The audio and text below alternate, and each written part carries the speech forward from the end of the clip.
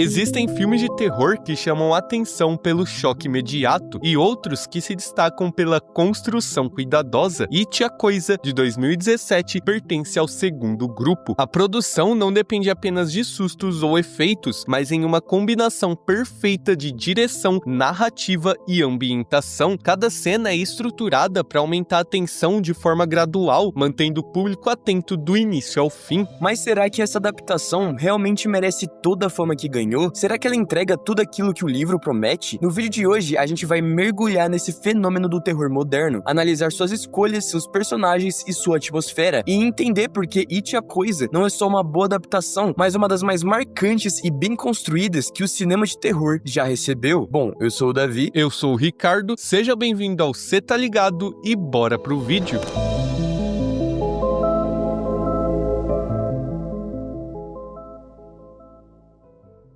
It, a Coisa é um daqueles filmes que nos lembram de como a infância pode ser um lugar mágico e ao mesmo tempo profundamente assustador. A gente cresce achando que nossos medos eram bobos, mas o filme mostra justamente o contrário, porque quando somos crianças, tudo parece maior, mais intenso, mais vivo. É por isso que o Pennywise funciona tão bem. Ele não é só um palhaço, ele é a materialização daquele medo que a gente não sabia explicar quando era criança, mas que sempre estava lá, tirando o nosso sono. E quando o filme abre com a cena do George correndo atrás do barquinho, tudo parece inocente, simples, comum, até o momento em que vira algo brutal. Aquela morte tão gráfica e inesperada não é apenas um choque narrativo, ela define o tom do filme. Ela deixa claro que esse não é um terror qualquer. O filme vai mexer com nossas memórias mais perturbadoras, vai nos fazer lembrar de nossos medos de infância. E quando o Clube dos Perdedores surge, fica evidente que a história não vai seguir o caminho tradicional do terror, porque o filme explora cada personagem de forma única. Tem feridas, traumas, dores que Pennywise só amplifica, mas que já existiam muito antes dele aparecer. E talvez por isso o filme seja tão forte emocionalmente, porque ele entende que a infância é construída por contrastes. Você tá descobrindo o mundo, mas também tá descobrindo tudo que é perigoso nele. Cada um dos protagonistas carrega um medo que não nasce da fantasia, mas da realidade. O Bill carrega a culpa pela morte do irmão, a Beverly vive cercada por um pai controlador e ameaçador, e o Ben luta contra a solidão e o bullying. É como se Pennywise fosse apenas o reflexo distorcido de tudo aquilo que eles já tentavam esconder, e quando ele aparece com aquela interpretação completamente imprevisível do Bill Skarsgård, ele não só assusta, ele observa, ele analisa, ele se molda ao medo de cada um. O jeito como ele se movimenta, como mantém aquele olhar infantil, mas vazio e assustador, cria uma sensação constante de desconforto. Não é o tipo de vilão que você entende, ele é totalmente inesperado, e isso combina demais com a temática do filme, porque na infância o medo raramente tem uma forma definida, ele na maioria das vezes é abstrato, só existe, e somente isso já basta pra te paralisar. O mais interessante é que It nunca tenta esconder que o terror humano é muito mais intenso do que o sobrenatural. Quando a gente acompanha a Beverly, por exemplo, a presença do pai dela é quase tão sufocante quanto qualquer forma que Pennywise assuma. A casa da Bev é retratada com aquele silêncio incômodo e uma atmosfera mais pesada, estando quase sempre mal iluminada. O medo dela não vem só do Pennywise, ele já tá ali, naquele ambiente carregado nos traumas que ela já adquiriu. Já o Ben é o garoto que tenta encontrar alguma forma de pertencimento, mas vivia sempre excluído e sendo o alvo favorito dos valentões. E o mais curioso é que o filme não suaviza isso. Aquela cena em que os bullies encurralam o Ben, seguram ele à força e o Henry pega uma faca pra marcar o corpo dele, é brutal, justamente porque não tem nada de sobrenatural ali. É cru, é direto, é algo que poderia realmente acontecer, o que torna tudo ainda mais perturbador. São esses acontecimentos que mostram que o Clube dos Perdedores é muito mais do que um grupo de amigos, porque eles se encontram no caos, nas dores que não sabem como lidar. Mas claro, a união deles não é aquela solução mágica e óbvia, ela é imperfeita, cheia de atritos, porém profundamente verdadeira. Eles conseguem enfrentar juntos aquilo que sozinhos seria insuportável. E tem algo muito bonito na forma como o filme usa a ambientação dos anos 80 para reforçar tudo isso. Não é uma nostalgia vazia, é um período em que as crianças realmente tinham uma liberdade maior, saíam de casa sem supervisão, andavam de bicicleta pelas ruas, frequentavam fliperamas, exploravam lugares abandonados e atravessavam bosques, florestas sem medo do desconhecido. Só que essa magia de infância, essa sensação de mundo aberto, vai sendo contaminada pela presença de Pennywise. O verão, que deveria ser sinônimo de aventura, vira um período que iria aterrorizá-los pelo resto da vida deles. A cidade de Derry contribui completamente completamente para esse clima, ela parece sempre quieta demais, indiferente demais, como se carregasse uma história de violência que todos aprenderam a ignorar. A melhor prova disso é aquela cena em que o Ben tá sendo atacado pelos valentões e um carro passa devagar, vê tudo acontecendo e simplesmente segue em frente. Ninguém interfere, ninguém ajuda, como se o mal fosse parte da cidade. E quanto mais a história avança, Derry se mostra uma peça fundamental do terror. Os adultos seguem a vida como se nada tivesse acontecido, parecem fechar os olhos pro que acontece, e isso faz muito sentido com a ideia de amadurecimento dentro da narrativa. Para crescer, os protagonistas precisam confrontar coisas que os adultos recusam enfrentar, ou melhor, acreditar. O terror não é só sobreviver ao monstro, mas perceber que a proteção que deveria vir das figuras adultas simplesmente não existe. É a brusca passagem da inocência para a realidade, dando ao filme uma camada muito mais madura do que parece à primeira vista. Um detalhe que muita gente esquece é como os jump scares do filme funcionam. Não são apenas sustos gratuitos jogados na tela, quase todos eles vêm de um ponto emocional, de um conflito interno do personagem. Quando o Ed vê a criatura deformada em frente à casa do Pennywise, aquilo não é só um susto, é a visualização do medo que ele tem de ficar doente, da mãe super protetora que o faz acreditar que ele é frágil, sufocando o Ed com regras, remédios e paranoias. Já o Bill, quando encontra George no porão, aquilo não é somente uma aparição macabra, é a dor da culpa tentando destruí-lo, tanto por dentro quanto por fora. Tudo isso cria uma narrativa visual que conversa com aquilo que cada personagem tá sentindo. O terror não é aleatório, ele tem propósito, ele revela, não esconde. O terror escancara aquilo que os personagens tentam evitar, e talvez seja por essa razão que o filme prende tanto o espectador, porque cada susto diz algo sobre alguém. A partir do momento em que eles decidem enfrentar Pennywise juntos, o filme ganha um peso muito maior. Não é apenas a união que salva o grupo no final, é perceber que para superar traumas, você precisa encará-los de frente, mesmo quando eles são maiores do que você. Quando o grupo desce pro esgoto, por exemplo, não é apenas uma jornada física, mas simbólica. Eles estão entrando na parte mais escura da própria infância, aquela que os adultos fingem não existir. E o confronto final reflete isso perfeitamente. Pennywise muda de forma, tenta manipular, tenta dividir, tenta isolar cada um ali dentro, mas perde força quando eles se recusam a acreditar no que ele representa. Eles começam a vencer justamente quando param de temer a criatura. Não é que eles derrotam o medo, porque ninguém realmente derrota seu medo. O que eles fazem é colocá-lo no lugar certo. Eles entendem que ele existe, que faz parte da vida, mas que não precisa controlar tudo, não precisa determinar quem eles serão dali pra frente. It a coisa funciona porque ele mistura a brutalidade do terror com a sensibilidade de um filme sobre crescer e amadurecer. Ele entende que o medo faz parte da formação de quem somos e que muitas vezes é enfrentando aquilo que mais nos assusta que descobrimos quem podemos nos tornar. Pennywise é assustador, sim, mas o impacto emocional do filme tá nas entrelinhas, na amizade improvável, na dor silenciosa, na culpa e no trauma, nos momentos em que cada um decide encarar seus próprios medos. É isso que transforma a história em algo tão poderoso, porque ela não fala apenas sobre um palhaço monstruoso que emerge a cada 27 anos. Ela fala sobre o poder do medo quando deixamos que ele se torne algo maior do que nós. E quando o grupo se separa no final do verão, cada um carrega uma marca, não apenas do terror que viveram, mas do que descobriram sobre si mesmos. E talvez seja por isso que o filme continue tão forte até hoje, porque ele entende que crescer envolve sempre perder alguma coisa, mas também envolve aprender a não ser consumido pelos próprios medos.